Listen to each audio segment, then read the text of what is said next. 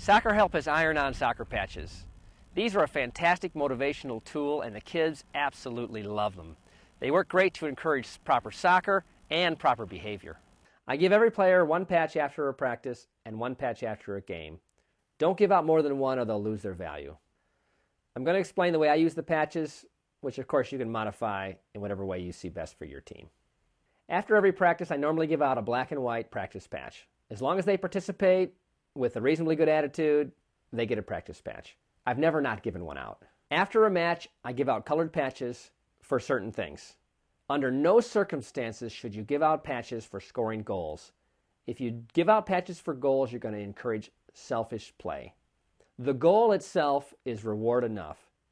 I use patches to encourage other things like sportsmanship, hustle, spirit, passing, defense. The highest level patch I give is the Lion patch. That's because our team name is the Lions. You can use a different patch for your team. The only way a player can earn a Lion patch is an intentional assist. They pass the ball to another player, the other player scores the ball. The person that passed gets the assist, they get the Lion patch. It's the highest honor I give out because an assist is the ultimate form of sharing in soccer. What do you get the Lion for? For getting the ball and passing it to somebody else. Yeah. And then the other person gets it in the goal. Yeah. The red patch is the bravery patch. Informally, this is called the blood patch. A player earns this by taking a hit or a hard fall, shaking it off, and getting back in the game. It's not earned by simply falling and getting back up. It has to be more than that. Now keep in mind that I'm not talking about asking players to play injured. If there is a real injury, the player should leave the field. This is a good way to coax a child back on the field if they're upset after falling. I make a huge big deal about the bravery patches after a game, and this has really toughened up my players in a good way.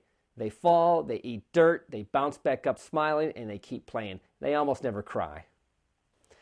I've sometimes given bravery patches to other teams. One of our players did a big monster kick and hit a girl in the head. She went off the field crying, but she came back out and played. At halftime, I came over and I gave her a bravery patch. She was beaming from ear to ear, and it really meant a lot to her. The green patch is the passing patch. A player earns this by intentionally passing to a teammate in a match. Yellow and blue is the defense patch. A player earns this by stopping the other team from scoring. Defense. The dark blue is the turnaround patch. A player earns this by turning the ball when they were going the wrong way and going the correct way. Light blue is my spirit or hustle patch. I give it out for good attitude and sportsmanship. The star patches I use to correct individual behavior. For example, if you have a player who's pushing other kids, or a player who's very timid and won't attack the ball, or a player that runs off the field on their own. If I have a persistent problem like that, I'll call the kid aside before the game and I'll show them the patch and I'll define for them what is the behavior that I want to see. Billy, today I want you to keep your hands to yourself and not push other kids.